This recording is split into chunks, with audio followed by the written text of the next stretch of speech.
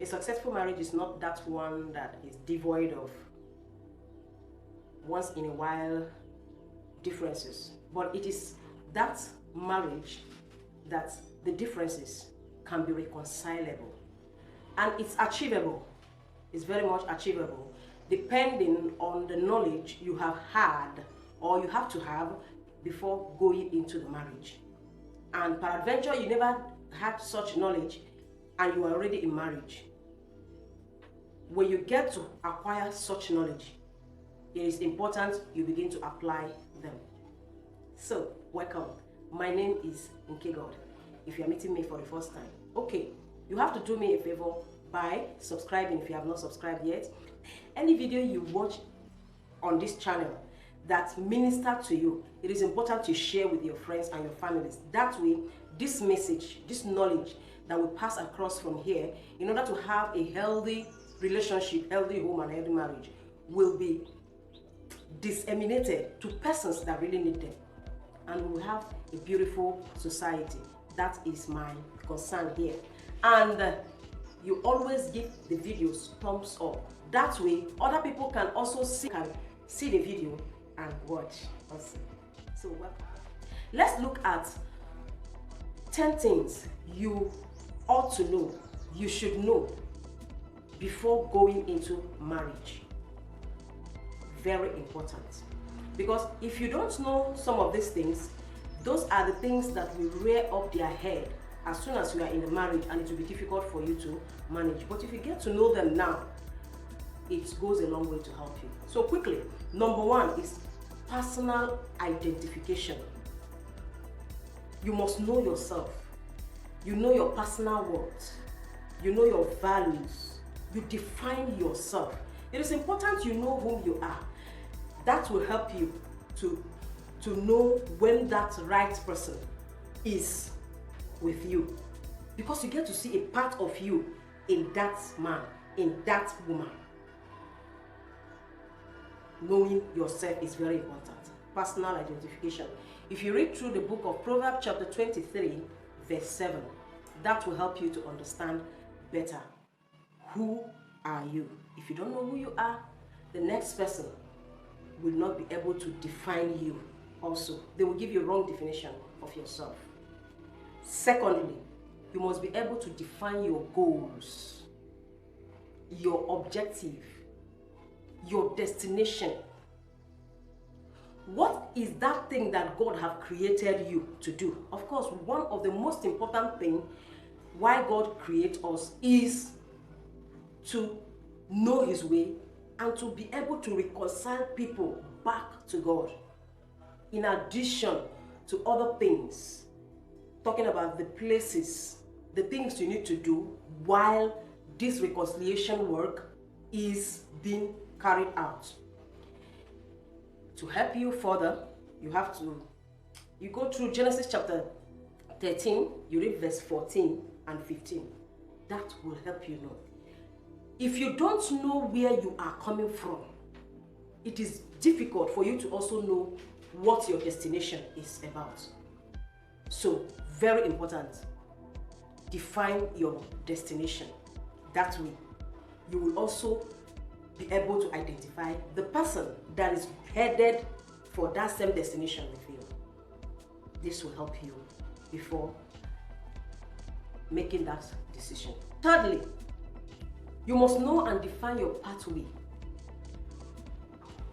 You have the knowledge of your pathway and the things you ought to do in order to get to this place. You know your destination already. You know the things you need to do to put you on that path, on that road that will take you to where you are going to. It is very important. Ecclesiastes chapter 10, verse 15 will help you to understand better. As you go through all of these Bible passages, the Holy Spirit is going to give you an elaborate understanding. So what I'm doing here is just pointing them out. It's a guide. But when you settle down, Holy Spirit explains better. Fourthly, you must be able to know the tools you need for this journey. You know, when you are in a particular workspace, it will be easy for you to carry out the work successfully when you have the right tools. You can't be a caterer and the tools you want to use or the tools you are using are tools meant for the carpenters. You know it's going to be a total flop.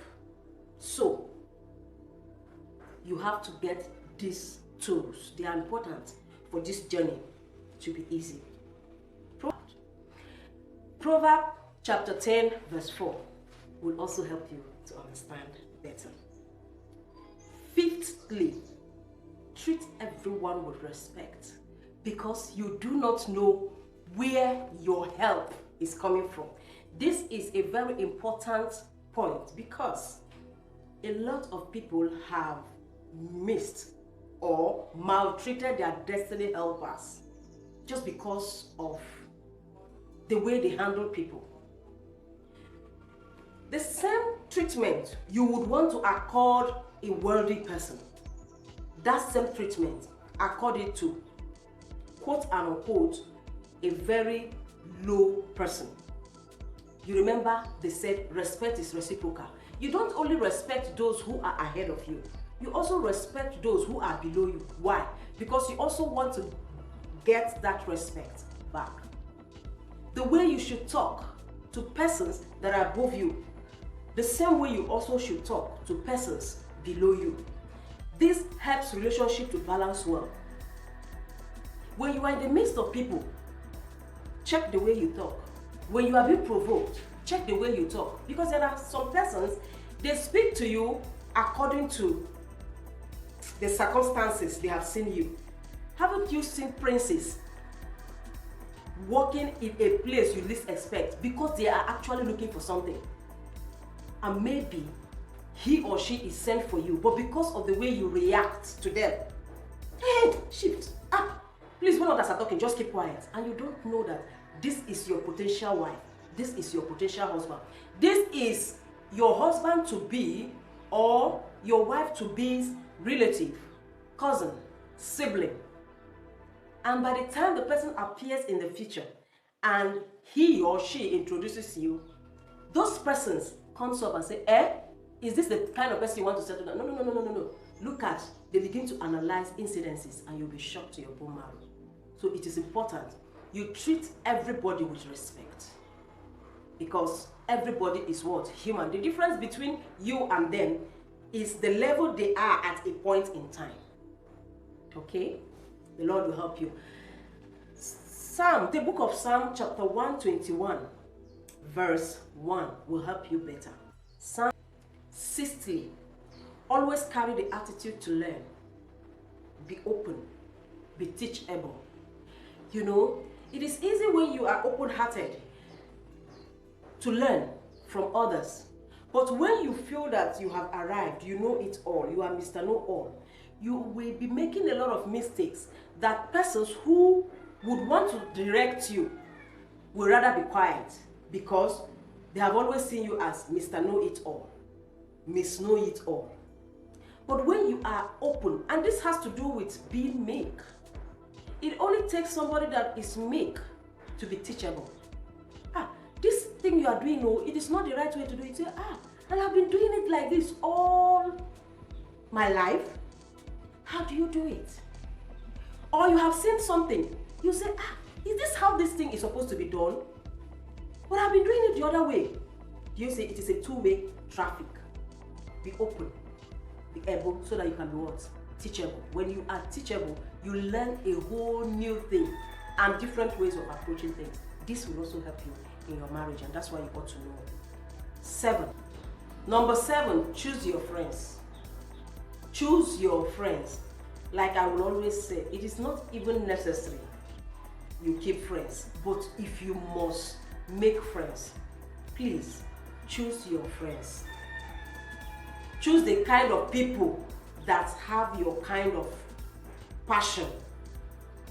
You have the same, so many things, if not all. You have so many things in common. That helps. Proverbs chapter 13 verse 20.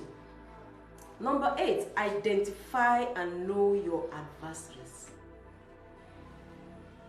Anyone who talks down at you, who talks down at your passion, know who they are and what? Cut them off. Proverbs chapter 20 verse 5. Number 9, see with your heart, not with your eyes. Because many times what you see with your eyes are very deceitful. But when you see with your heart, they are more clearer. And that is the reason most times the man may be around the corner, the lady may be around the corner, but it doesn't look like it. But when you sit with this person one-on-one, you have had something to do with those persons one-on-one, you know that they have intelligence. The way they approach matters and give solutions to problems, you understand that these people are the real persons. So, see with your heart, not with your eyes. Isaiah chapter 66 verse 14 will help you. Psalms chapter 69 verse 32. And number 10, write down and take note of all you have seen and learned. I take that again. Pen it down. Everything you have seen, everything you have heard, everything you have learned, pen them down, write them down. Get a note, get a phone. How? In whatsoever manner you like keeping your information, they are very important. So that you will always go back to your wisdom bank and pull out each of them pick them out from there and make use of them when the need arises. So these are the 10 important things you must know, or you ought to know, before you go into marriage. Habakkuk chapter 2 verse 2. And God bless you. Remember to subscribe, like the videos, always give them thumbs up, and share with your family and friends, so that this thing you are receiving and that is blessing you will also bless others. Don't be selfish. I remain in God. Bye.